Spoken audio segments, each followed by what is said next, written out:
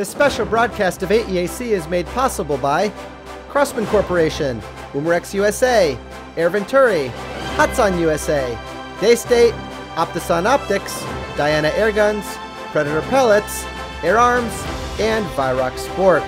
And you guys know the best way to thank them.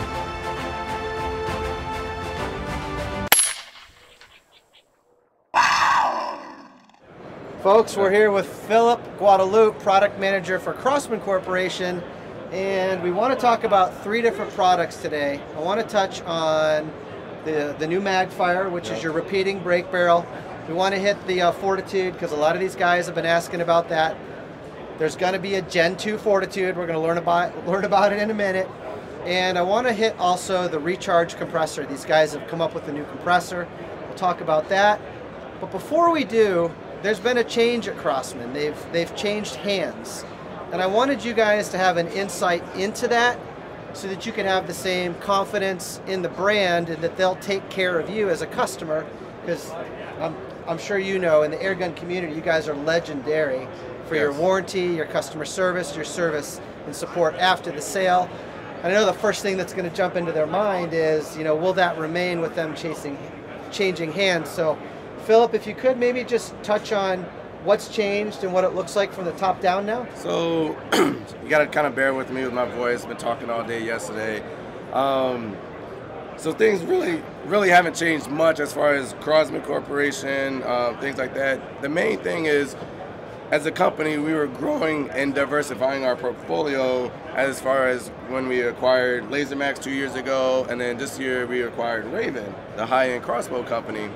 So we changed our corporate umbrella name to Velocity Outdoor to show that we are serious about bringing innovation, quick to market for the outdoor industry. So that's what kind of Velocity Outdoor stands and means to us. Okay. So as far as the air guns, that's still true and close to our hearts, and it will never change.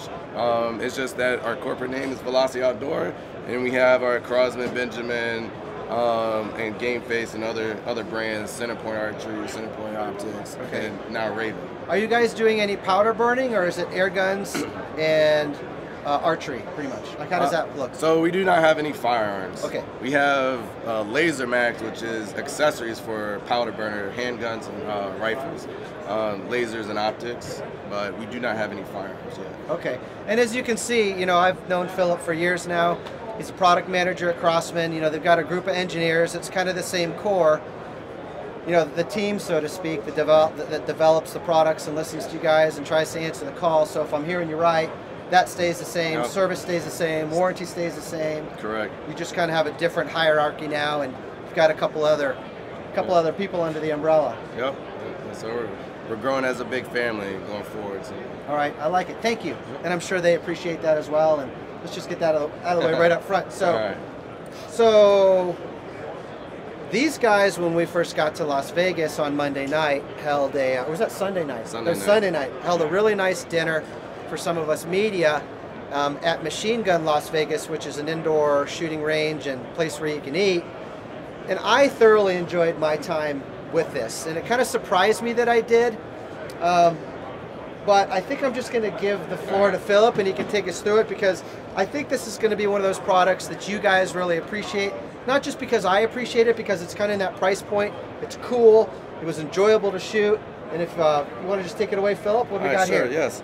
So last year we came out with the Magfire, but there was still an additional step we had to do to feed that next pellet.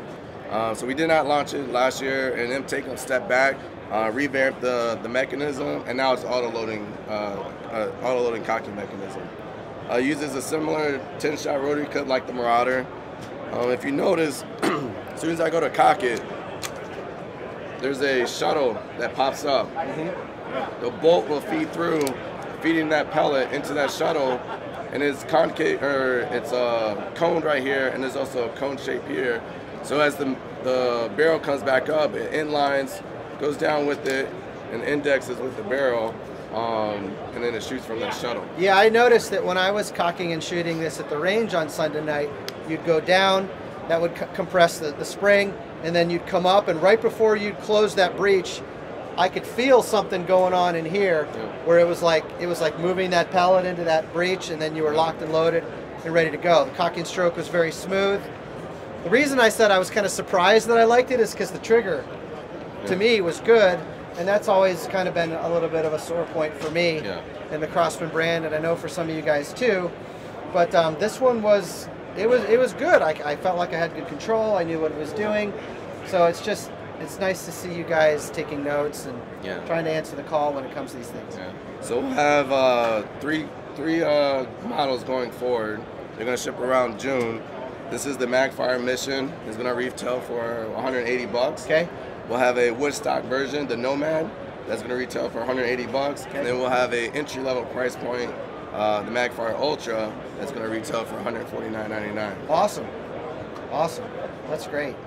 Will it come with 1 or 2 mags? Do you know yet? Just 1 mag. And I'm guessing you'll probably bundle a scope with one of them if I know you guys? So they'll all come with a 4x32 on the pick rail. Nice. Awesome.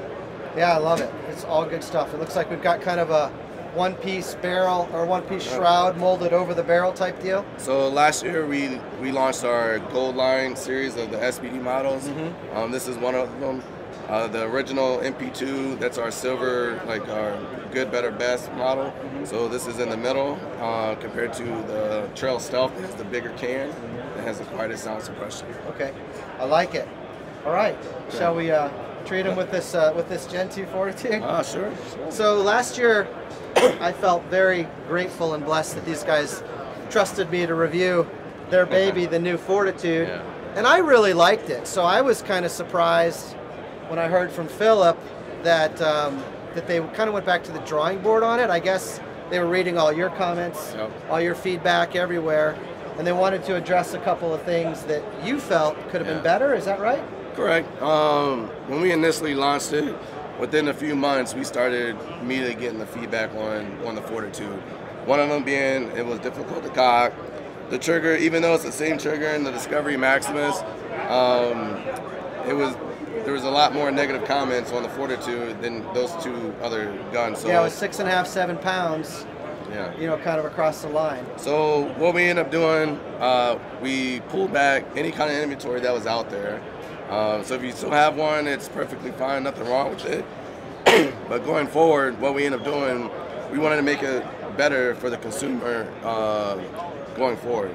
So with the Gen 2, we lighten up the hammer spring by 34%. That ended up turning to lighten up the trigger 20%. So now it's a 3.5, 4-pound trigger. So you haven't actually changed the trigger, but just by lightening the hammer spring, you've changed that kind of interface between the two. Correct. So it's improved the trigger. And, the one thing that you can see externally, there's an adjustable hammer spring. If you have 0 preload, sorry, if you have 0 preload on it, you have essentially a 10 to 12 foot-pound gun. Okay. And you're getting 200 shots. That's great info. And awesome. then you rotate it into 2 to 4 turns. That's going to be our factory setting. Okay. And then you'll get up to 90 shots, and then you max turn it into 6 turns. Yep. You're going to get your max velocity in about 60 shots. So if I know you guys, you know, you got that 10-12, which was kind of like the Maximus Euro, 10-12 foot-pounds with that hammer spring all the way backed out. 2 turns in, if I know for you guys in 22, you're probably shooting for around 20 foot-pounds energy, maybe 21, 22. Yeah.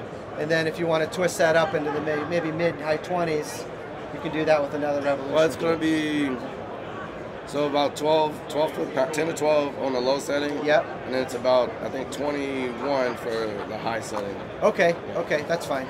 Well, that gives these, you know, one of the things that I saw that they wanted is they wanted it to be tunable like the Marauder. But I understand these guys can't make it a Marauder because the Marauder is, what, twice the money, right? So it's hard to find that balance. And so, you know, you can't have the Corvette, you know, cost the same price as the Malibu, so to speak, you know. You got to stage that stuff. All right, so it is tunable. It's still regulated. Correct. Can you talk about the regulator? Any changes there? No real changes to that other than we modified it a little bit for easy manufacturing. Okay, so, but it won't be, because it was hard. It wasn't a reg that was easy for them to access and tune, so we kind of keep with that theme. Yeah, so even with our Marauders or Airbows, those regulars, they are adjustable, but not easy to the consumer because we have a special fixture that auto sets it and everything. So it is an adjustable regulator, but not easy for the consumer. Okay. Okay. I'm guessing 177 and 22. Correct. Okay. And then to kind of tell that it's a Gen 2, it's going to have a G2 at the end of the serial number. A G2. It was interesting hearing you remark that you pulled inventory back. Yes. I actually had some comments on YouTube say, and they were asking me, they're saying, Steve, why are they discontinuing the Fortitude? Because my local dealer is telling me that they've pulled the inventory back, but just to reshine the spotlight on it, that's not what's going on. They wanted to make the product better after listening to you. Correct. So it wasn't a safety recall or anything.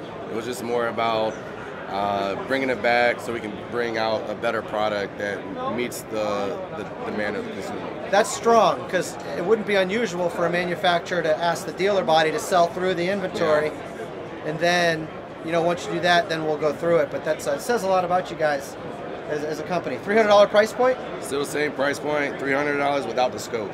Without the scope. And when? When are we thinking? Probably end of February, early March. Okay. So it's right around the corner. Awesome. So this recharge compressor we're going to talk about is probably too heavy for us to, so I'm just going to put some pictures of it up for you guys, some close-ups, while Philip takes you through it. But what can you tell us about the new recharge compressor? So last year we came out with the Traveler. It's a portable compressor that you can connect either to a plug or to a car battery, ATV, or even a riding lawnmower. The recharge, in my opinion, kind of looks like a desktop computer. So it's half the size, half the weight of some of the bigger, large compressors out there. I will fill up tanks up to 6.8 liter, up to 4,500 psi. Has the auto pressure shut off, has a built-in timer shut off, so you can only run it for 40 minutes at a time just to protect the compressor from running for a long period of time. Okay.